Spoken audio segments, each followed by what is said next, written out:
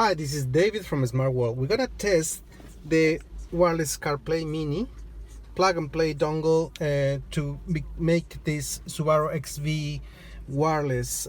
So we're just gonna plug in the USB port on the car. Just here is a USB port here, as you can see, and just wait for the system to get recognized and wait for a few seconds.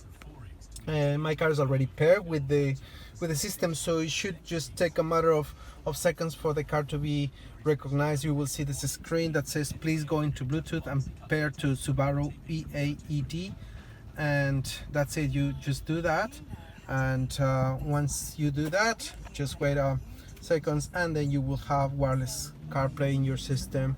So here we go, everything ready for you to play. You saw we have already maps on the screen. So but also you have all the different applications now wirelessly. Actually, I'm filming with my mobile phone, what is connected, and you have all the music apps, other maps available now with in a wireless CarPlay with the Subaru XV 2021. So if you want to find more about the Mini, just go to www.smartworldcompany.com on a Subaru. Bye.